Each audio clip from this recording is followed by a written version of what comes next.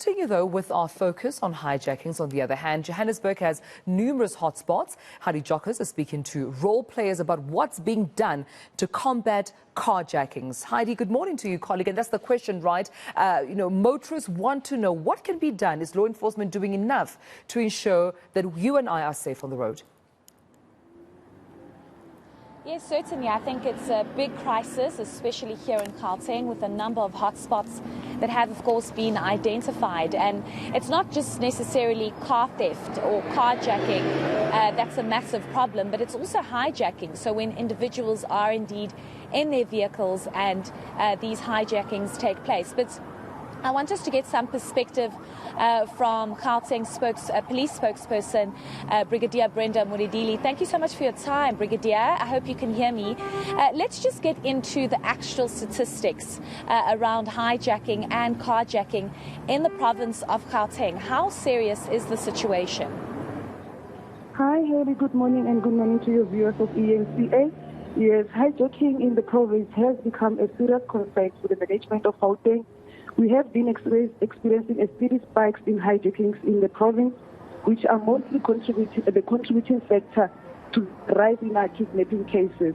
We have also observed that despite our local radio awareness campaigns discouraging motorists from parking their vehicles on the side of the road and sitting and chatting with friends, because that's where they become victims and they are vulnerable and they are not alert.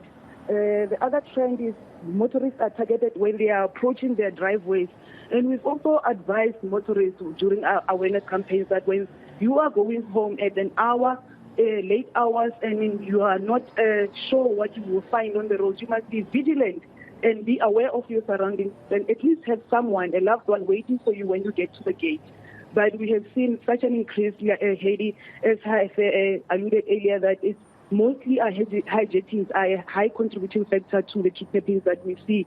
Because when a person reports a hijacking, if we find out that that person was deprived of their freedom, even if it was for 5 minutes because they hijacked the vehicle and they drop off the victims, and then on the side of the road or wherever they drop them off, when they come to report a hijacking, we also have to report to add an additional charge of kidnapping.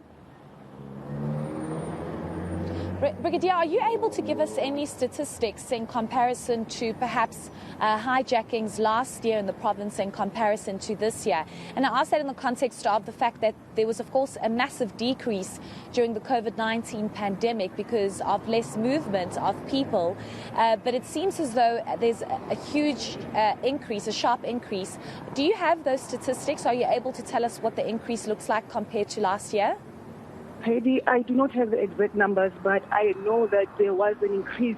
If we were comparing the quarter that we have already released the crime stats on, which is April, the first quarter of the financial year, April to June, we saw an increase of 15%, over 15%, which resulted in about more than 300 hijackings more that we have experienced. Okay, speak to us about some of the hot spots, Brigadier. Where are some of the very concerning spots for SAPS when it comes to hijackings?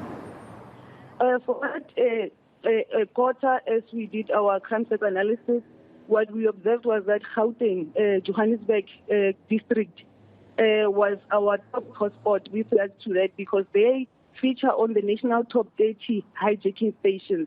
We had about more than 20 or so stations that were featuring as the national top 30 stations. At the top of that list then, for April to June, it was Moroka, followed by Sandringham, then Midrand, then Vosloorus, and Alexandra as the top 5 that were featuring on the top 30 carjacking stations.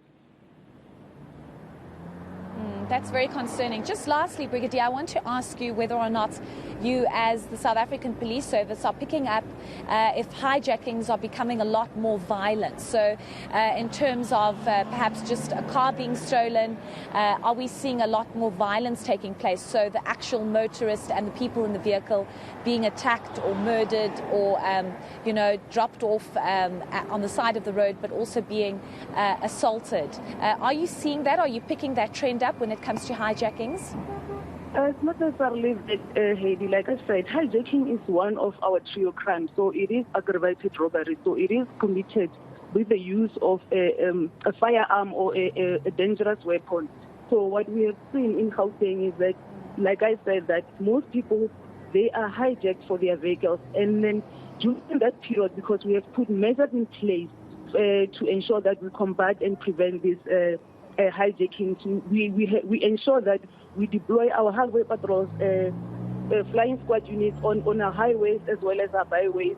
And we also do not work together as the police. We work with our traffic department and Metro Police, those that are focusing on other areas. And we also have that project that we're dealing with Business Against Crime, which is the E2 project that concentrates specifically in residential areas to augment what we have, the stations that are patrolling the areas, because they have also the technology that they have deployed, the CCTV cameras.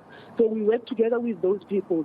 But like I said, that in terms of the hijackings that are committed, yes, it's a crime of fear and it's part of our trio crimes, but we have not seen a lot of murders committed as a result of hijacking, or a lot of attempted murders committed as a lot of hijackings. It's just that people are kidnapped. So kidnapping is the one that features mostly in those hijackings. Okay, great. Thank you so much for your insights. We do appreciate it. That is Brigadier Brenda Mulidili, who's the Gauteng SAPS spokesperson. And Tumelo, I just want to end off by saying that we will be speaking to the MMC, the newly elected MMC of Community Safety here in the city of Johannesburg, together with the spokesperson of JMPD, Xolani Fihla, just to get an update at around 8 o'clock about these hijackings and what interventions are being implemented to make sure that motorists and residents in total just feel a lot more safer. I also want to highlight the fact that just last week or the week before, if I'm not mistaken, there was a parent that was unfortunately shot dead while he was trying to get involved in what seemed to be an attempted hijacking outside a school in Soweto. So it does seem as though things are getting a lot more aggressive and fatal, and hopefully SAPS and all law enforcement can get their hands on the situation and really try and stop this